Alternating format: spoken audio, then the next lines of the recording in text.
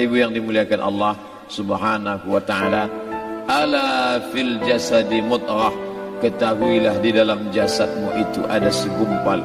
Idza saluhat, kalau dia baik, saluhal jasadu kulluh, yang lain ikut menjadi baik.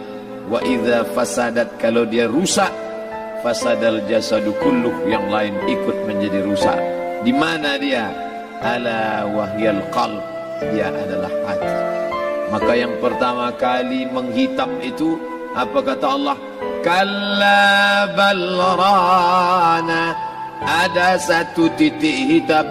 Ala qulubihim, ada satu titik hitam di dalam hati mereka.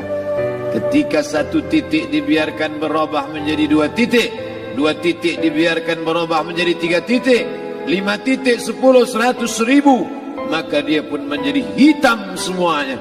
Ketika hati sudah hitam, maka itulah azab di atas azab. Khatamallahu ala qulubihim. Setelah hati menghitam, terkunci, menular ke telinga. Wa ala sam'ihim. Setelah telinga, wa ala absarihim ghishawah. Padahal 3 itulah nanti yang akan ditanya di hadapan Allah. Inna sam'a wal basar wal fuad. Coba lihat, ketika akan ditanya, yang ditanya 3, tapi diawali dari telinga. Inna sam'a wal basar wal fuad, telinga, mata, hati. Tapi ketika terkunci, yang duluan dikunci hati. Khatamallahu ala qulubihim wa ala sam'ihim wa ala absarihim. Kalau hati sudah terkunci, telinga tersumbat, mata tertutup. Summum bukmun umyum, summum bukmun umyum, peka, tuli, bisu, apapun tak lagi masuk ke telinga. Malam ini kita menyadarkan diri kita, terlebih lagi yang berceramah, jangan kau hanya sampai menyampaikan ayat saja. Hai Abdul Samad, apakah kau yang bicara itu hatimu sudah hidup? Senantiasa merasakan diri, aku orang paling hina, aku orang paling kotor, ditempelkan kening ke lantai di tempat yang diinjak tapak kaki, mengatakan bahwa aku bukan siapa-siapa. Malam ini Kepala Kanwil BPN Provinsi, Kabupaten, saya tak bisa membedakan mana yang kabupaten, mana yang kota, mana pegawai tinggi, mana pegawai rendah. Semuanya rata sama. Andai dibuat acaranya di kantor, mungkin saya segan, sungkan lihat dari seragamnya, bajunya. Tapi malam ini semuanya sama. Andai tak disebut tadi Pak Kepala Kantor, Pak Kanwil, saya pun tak tahu mana Pak Kanwil, mana tidak. Fotonya ganteng pula aslinya lagi daripada foto. Artinya apa? Bahwa kalau sudah masuk ke dalam masjid, ketika engkau merasa dirimu tinggi di atas, kau bukan apa-apa, karena yang paling tinggi di badanmu pun kau tempelkan. Tapi saat kau jatuh, rendah, down, stres, kau jangan merasa rendah, karena kau tegak berdiri di hadapan Allah. Kau angkat 2 tangan, Allahu Akbar. Di dalam diri ini disebut dia dengan qalb. Kenapa disebut qalb? Orang Arab menyebut qalb qallaba, karena sifatnya berbolak-balik. Pada saat selesai salat, astaghfirullahalazim, tidak ada yang paling bersih, dia bersih. Tapi pada saat petang sore hari, yusbihu mu'minan, paginya putih, bersih, tak bernoda. Wa yumsi kafiran, petangnya hitam. Makanya dari pagi dibersihkan. Solat subuh bersih, solat zuhur bersih, condong matahari solat asar bersih, tenggelam matahari solat maghrib bersih, sempurna gelap malam solat isya bersih, tengah malam bangun tahajud munajat di tengah malam orang tertidur. Wa tusalli bil laili wan nasu niyam, engkau tegak di waktu malam di saat orang semua sedang tenggelam dalam lelap tidur panjang. Tapi engkau menangis meratap mengenang dosa begitu banyak. Sab'atun yudhilluhumullah, di antara 7 yang mendapatkan naungan Allah. Yauma la dhilla illa dhilluh, hari itu tak ada naungan kecuali naungan Allah. Di antara yang mendapatkan naungan itu adalah rajulun zakarallah, orang yang berzikir, munajat, muhasabah diri di tengah malam, sunyi, sepi, fafadat ainahu, menetes air matanya. Berapa banyak sudah harta dititipkan Allah, berapa kupakai untuk zakat, wakaf, infak, sedekah, wasiat, hibah, ghanimah, harta rampasan perang di zaman Nabi. 7 harta yang akan menolong di hadapan Allah, 1 pun tak dipakai. Umur diberikan Allah 40, 60, 70. Berapa yang kupakai untuk menolong agama Allah? Berapa yang kupakai untuk mengingat Allah? Mata, tangan, telinga, kaki akan diminta tanggung jawab di hadapan Allah. Al-yawma nakhtimu ala afwahihim, mulut terkunci, wa tukallimuna aydihim, tangan akan bicara, wa tashhadu arjuluhum, kaki akan bersaksi di hadapan Allah. Siapa yang bisa menolong waktu itu? Kalau pernah tangan ini saat punya kekuasaan, 1 coretan tanda tangan bisa mempermudah urusan masjid. Sebutir kekuasaan yang dititipkan Allah bisa dipakai menolong agama Allah. Itulah yang akan menolong di hadapan Allah. Apa yang disampaikan malam ini, semua biaya pengurusan masjid 0. Itulah sesungguhnya yang akan menolong di hadapan Allah. Adapun harta yang disimpan, tabungan, deposito, tanah, rumah, kendaraan, semua akan tinggal menjadi harta warisan. Istri mengambil 1/4 kalau ada anak. Kalau tak ada anak, istri mengambil 1/8. 1 miliar 125 juta bulan untuk istri. Kalau dia tak tahu hukum gono gini. Kalau dia tahu gono gini, dia tuntut ke pengadilan, dipotong lagi menjadi 2. 500 untuk dia. Dari yang 500 dapat lagi dia 75.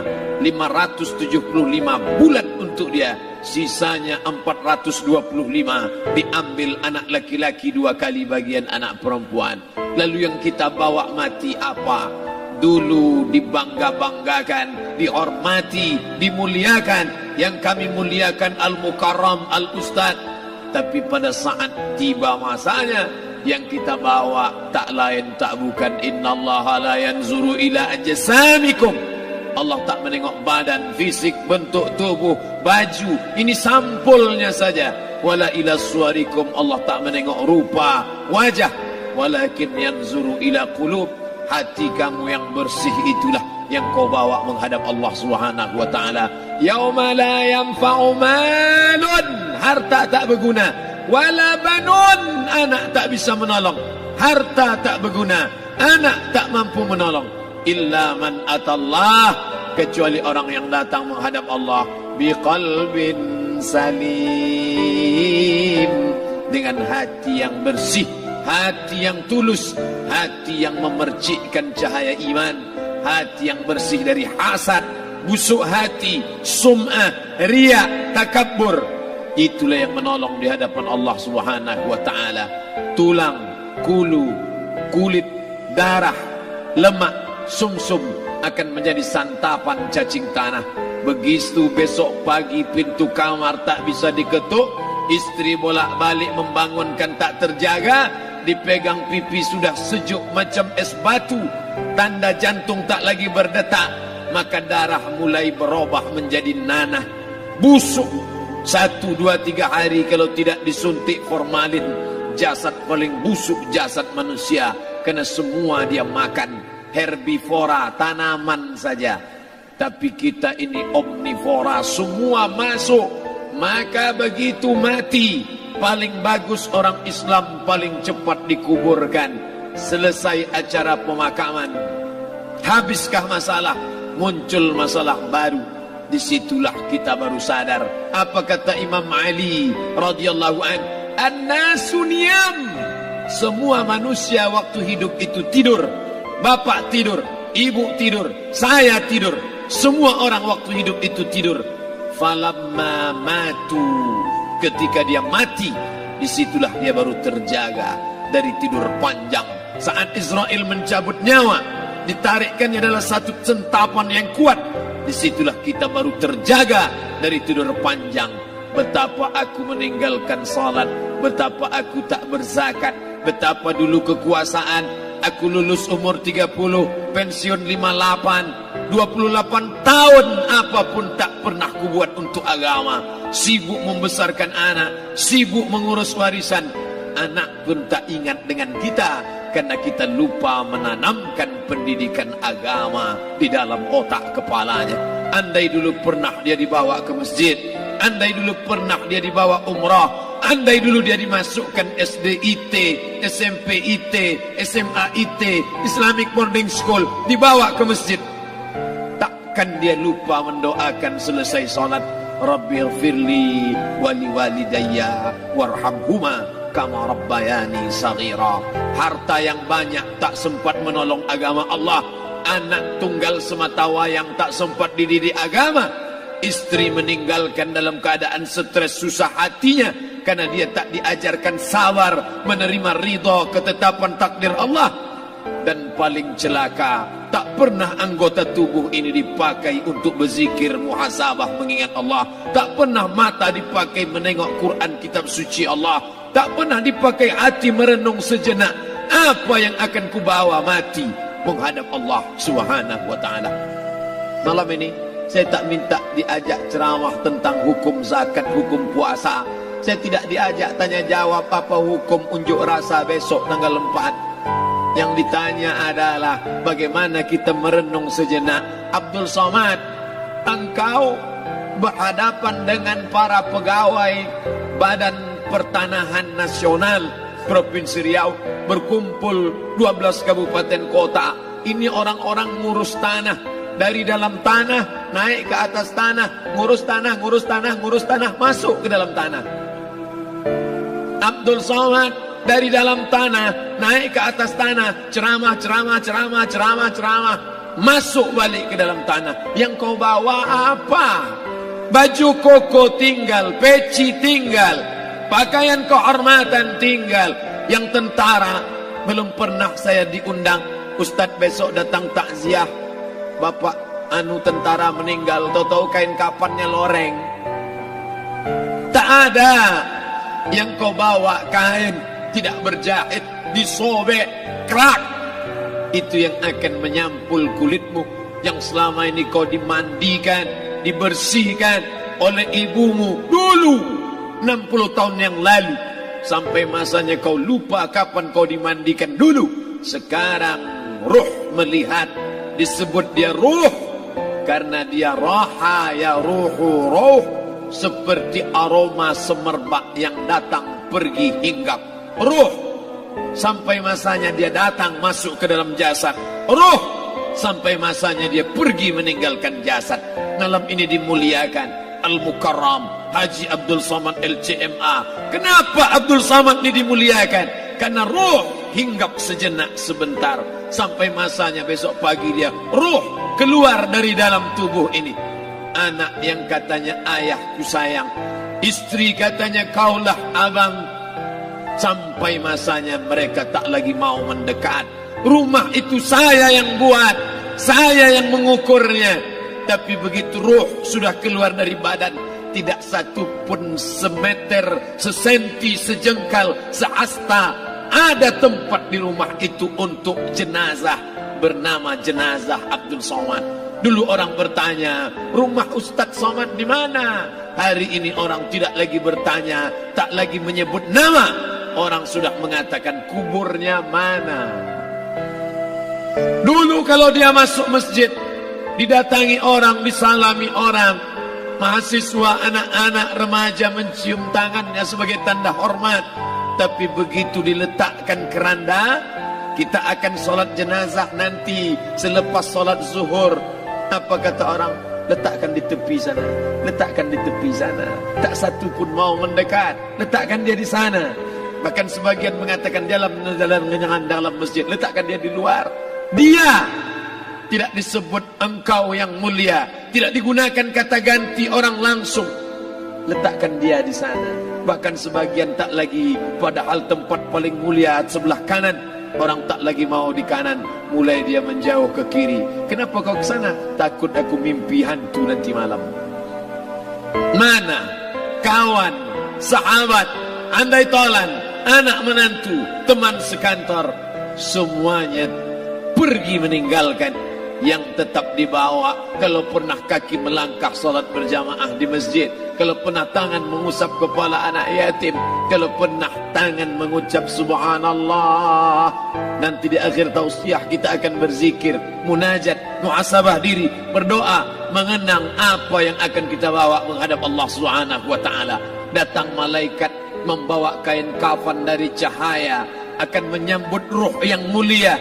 Hadis riwayat Ahmad bin Ambal dalam kitab Al-Musnad. Turun malaikat berlomba-lomba membawa kain putih dari cahaya, menunggu ruh akan keluar. Ruh menetes seperti embun di ujung daun. Daun tidak bergoyang, ranting tidak patah. Ruh menetes pelan, turun ke dalam kain kafan, dibawa malaikat ke pintu langit. Tak sabar mereka menyambut. Inikah dia yang selama ini berjamaah? Inikah yang dulu ketika dititipkan kekuasaan menolong agama Allah? Kam min masyhurin fil ardi walam yakun ma'rufan fis sama. Berapa banyak yang masyhur terkenal di bumi, malaikat tak mengenal dia. Ini roh siapa? Tapi ini bukan LCMA, dia bukan ustaz, dia bukan ulama, tapi imannya dalam. Kekuasaan dipakai menolong agama Allah. Ruhnya keluar di bawah. Semua malaikat mengucapkan salam. Inilah orang yang selama ini kami tunggu-tunggu. Catatannya sudah lama. Setiap pagi petang malaikat subuh membawa catatan namanya, malaikat malam membawa catatan namanya. Kami merindukannya. Begitu orang-orang yang masyhur di langit tapi tak dikenal makhluk bumi. Tapi ada sebaliknya, yang rohnya disentapkan, ditarik malaikat dengan begitu tarikan yang sangat kuat. Nabi bertanya saat Isra Mi'raj kepada mereka yang sudah mati ribuan tahun yang lalu, apa yang kalian rasakan? Yang satu mengatakan seperti tebasan pedang di tempat yang sama beratus kali. Yang satu mengatakan seperti kambing yang dikuliti hidup-hidup. Yang satu mengatakan seperti mata kail pancing ditarik dari kulit yang basah. Maka kita berdoa setiap selesai salat, Allahumma hawwin alaina, ringankan kami ya Allah, fi sakaratil maut, di saat sakaratul maut yang amat sangat menyakitkan itu. Dan mereka yang pergi tak pernah kembali, mereka yang mati tak pernah bercerita kecuali hanya kepada Sayyidina wa Maulana Muhammad sallallahu alaihi wasallam. Di saat malam pertama di tempat yang gelap, di tempat yang tak pernah diimpikan oleh orang, tapi kita tetap melewati dan merasakannya. Perlahan-lahan cacing tanah, ular-ulat kalajengking akan menggerogoti kulit yang selama ini dimandikan, selama ini dipakaikan sampo yang mahal, selama ini dioleskan pelembab yang lembut. Tapi ternyata sebelum roh keluar jasad, setelah keluar dia hanya akan menjadi santapan cacing tanah, hancur berkeping hari demi hari. Yang pertama kali membusuk adalah mata, karena dia berisi cairan. Cairan ini mengering, busuk dan berlubang. Lalu kemudian usus sebulan di dalam tanah, mulai dia menggelembung masuk angin dan dia meletus pecah. Cacing-cacing tanah mulai datang menggerogoti, memakan. Habis lemak, tulang, kulit, bulu, sumsum, darah, jantung, empedu, limpa, buah pinggang.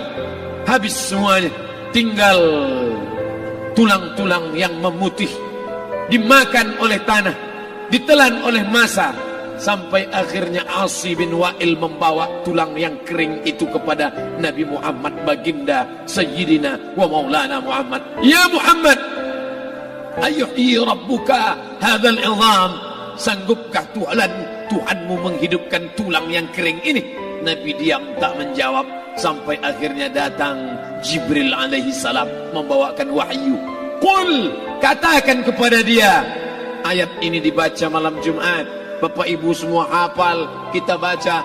Qul yuhyiha alladhi ansha'aha awwala marrah wa huwa bikulli khalqin alim. Jangan lupa subscribe, like, and share.